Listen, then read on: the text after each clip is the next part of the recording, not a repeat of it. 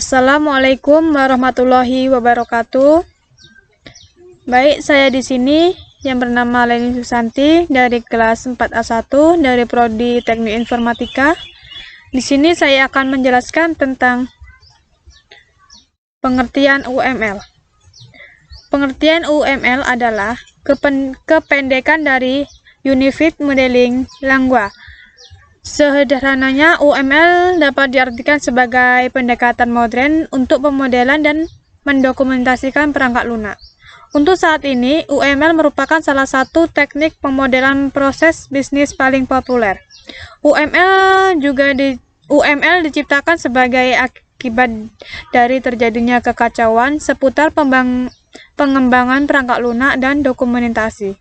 Pada tahun 90-an, ada beberapa cara berbeda untuk mempresentasikan dan mendokumentasikan sistem perangkat lunak. Karena itu diperlukan cara yang lebih terpadu untuk secara visual mewakili sistem-sistem itu hingga akhirnya pada tahun 1994 sampai 1996, UML pun hadir. Kemudian UML dikembangkan oleh 3 insinyur perangkat lunak yang bekerja di Rational Software. UML kemudian diadopsi sebagai standar pada tahun 1997 dan hingga saat ini tetap menjadi standar, dengan adanya tambahan beberapa pembaharuan. Selanjutnya yaitu apa kegunaannya UML? UML telah digunakan sebagai bahasa pemodelan tujuan umum, yaitu general sampai purpose di bidang rekayasa perangkat lunak. Namun, sekarang UML telah banyak digunakan ke dokumentasi beberapa proses bisnis atau alur kerja. Misalnya yaitu diagram aktivitas yang merupakan jenis diagram UML yang dapat digunakan sebagai pengganti diagram alur. Lalu diagram aktivitas menyediakan cara pemodelan alur kerja yang lebih terstandarisasi, serta berbagai fitur yang lebih luas untuk meningkatkan keterbacaan dan efektivitas. Selanjutnya yaitu ada jenis UML diagram. Adapun jenis diagram UML dibagi berdasarkan 2 kategori, yaitu behavioral UML diagram dan structural UML diagram. Di sini ada behavioral UML diagram. Yang pertama activity diagram, yang kedua use case diagram, yang ketiga interrelation overview diagram, yang keempat timing diagram, yang kelima state machine diagram, yang keenam communication diagram, dan yang ketujuh sekuensi diagram. Lalu di sini ada struktur UML diagram. Yang pertama yaitu kelas diagram, object diagram, deployment diagram, dan package diagram. Selanjutnya yaitu di sini ada activity diagram. Activity diagram mungkin dapat dikatakan sebagai diagram UML paling penting untuk melakukan pemodelan proses bisnis. Dalam pengembangan perangkat lunak, activity diagram digunakan untuk menggambarkan aliran berbagai kegiatan dan tindakan di mana bisa secara berurutan dan paralel. Activity diagram menggambarkan objek yang digunakan, dikonsumsi atau diproduksi oleh suatu kegiatan dan hubungan antara berbagai kegiatan. Semua hal di atas sangat penting dalam proses pemodelan bisnis. Lalu di sini ada contoh activity diagram, bisa kita lihat di gambar. Selanjutnya yaitu use case diagram. Bagian terpenting dari sistem adalah persyaratan fungsional yang dipenuhi oleh sistem. Use case diagram digunakan untuk menganalisis persyaratan sistem tingkat tinggi. Persyaratan ini digunakan melalui berbagai kasus penggunaan. Dalam use case diagram terdapat 3 komponen utama di diagram UML ini, yaitu yang pertama functional requirements, yaitu dipresentasikan sebagai kasus penggunaan, kata kerja yang menggambarkan suatu tindakan. Lalu yang kedua yaitu aktor. Aktor berinteraksi dengan sistem. Seorang aktor dapat berupa manusia, organisasi, ataupun aplikasi internal atau eksternal. Yang ketiga yaitu relationship, yaitu antara aktor dan kasus penggunaan diwakili menggunakan panah lurus. Lalu di sini ada contoh use case diagram.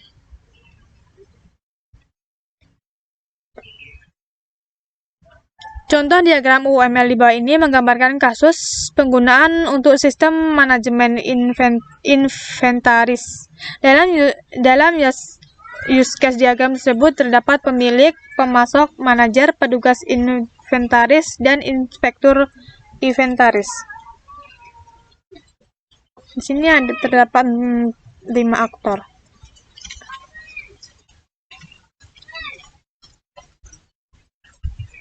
Bisa kita lihat dalam gambar ini. Selanjutnya yaitu Interaction Overview Diagram. Interaction Overview Diagram merupakan UML diagram merupakan yang paling kompleks. Sejauh ini kami telah menjelaskan apa itu activity diagram. Selain itu, dalam behavioral UML diagram ada juga yang dikenal sebagai interaction diagram atau diagram interaksi yang mana terdiri dari interaction overview diagram, yang kedua timing diagram, dan yang ketiga sekuensi diagram, dan yang keempat communication diagram. Berikut ini contoh dari interaksi overview diagram. Selanjutnya yaitu timing. Timing diagram UML digunakan untuk mempresentasikan hubungan objek ketika pusat perhatian beristirahat tepat waktu. Di sini kita tidak tertarik pada bagian objek berinteraksi atau mengubah satu sama lain, tetapi kami ingin mempresentasikan bagaimana objek dan aktor bertindak sepanjang sumbu waktu linear. Komponen utama dari timing UML diagram yaitu yang pertama, Lievelein, yaitu peserta individu. Yang kedua yaitu statetimilin, sebuah Lievelein tunggal yang dapat melewati berbagai bagian satu jalur. Yang ketiga yaitu batas durasi, yaitu batas interval waktu yang memiliki durasi yang diperlukan untuk memenuhi kendala. Yang keempat yaitu kendala waktu, batas interval waktu di mana suatu harus dipenuhi oleh objek. Dan yang kelima yaitu destruction occurrence, yaitu akhir hidup pesan kejadian yang menghancurkan kelompok dan individu yang menggambarkan akhir garis hidup beserta garis. Berikut ini contoh timing diagram.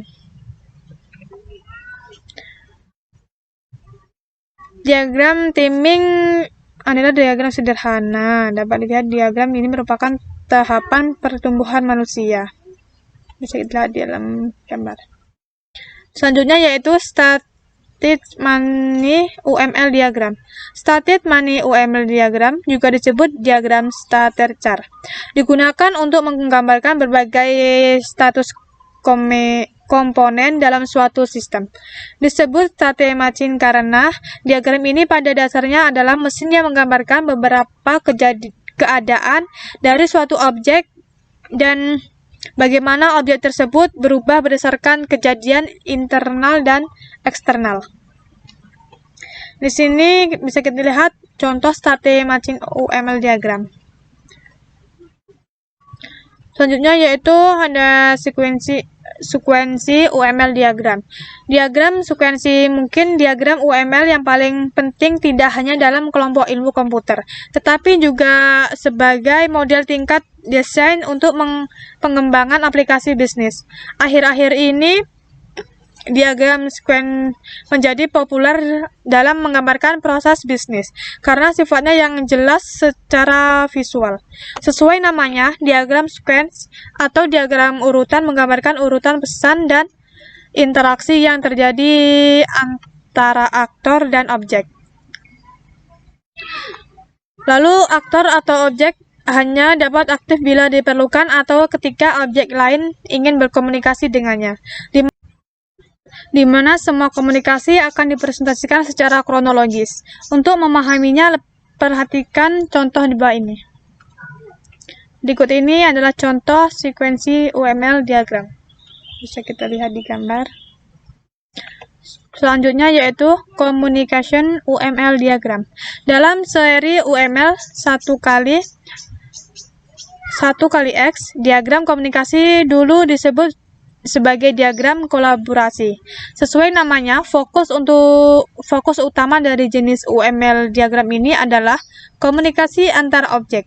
Karena komponen inti adalah pesan yang dipertukarkan antara objek, kita dapat membangun diagram komunikasi dengan cara yang sama seperti membuat diagram sekuensi.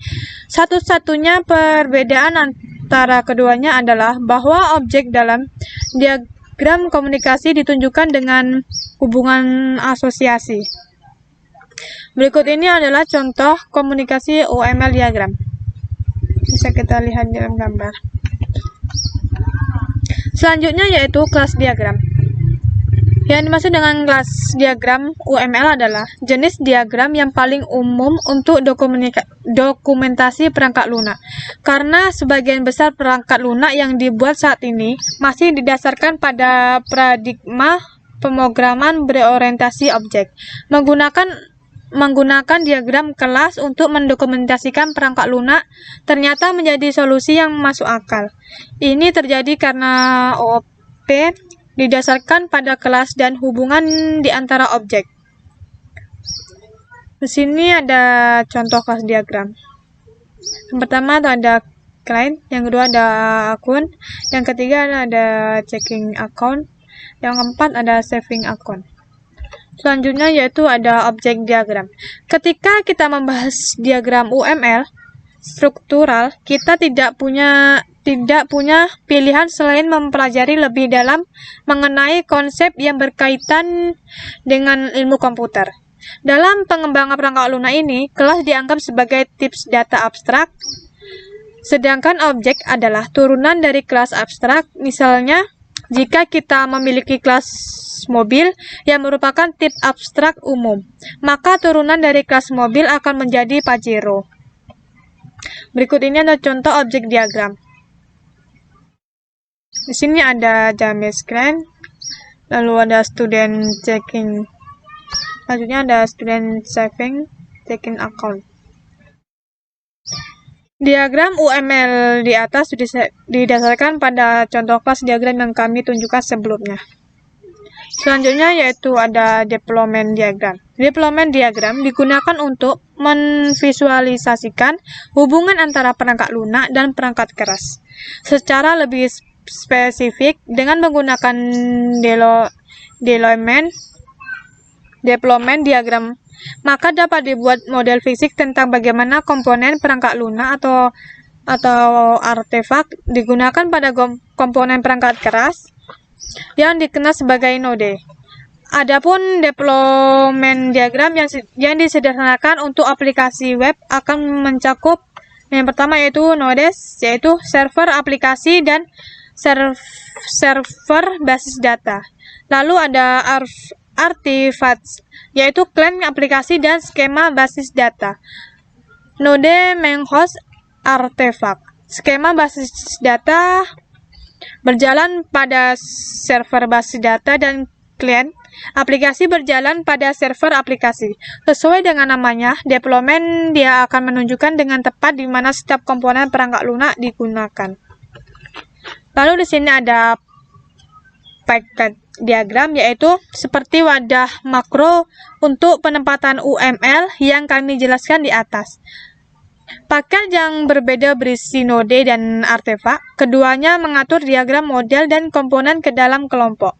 Dengan cara yang sama, sebuah namespace merangkum nama yang berbeda yang sedikitnya saling berkaitan. Lalu dengan hasilnya yaitu sebagai paket juga dapat dibangun oleh beberapa paket lain untuk menggambarkan sebuah sistem dan perilaku yang lebih kompleks. Tujuan utama dari kayak diagram ini adalah untuk menunjukkan hubungan antara berbagai komponen besar yang membentuk sistem yang kompleks. Baik, hanya itu yang bisa saya sampaikan. Lebih dan kurangnya saya mohon maaf. Dan saya akhiri. Wassalamualaikum warahmatullahi wabarakatuh.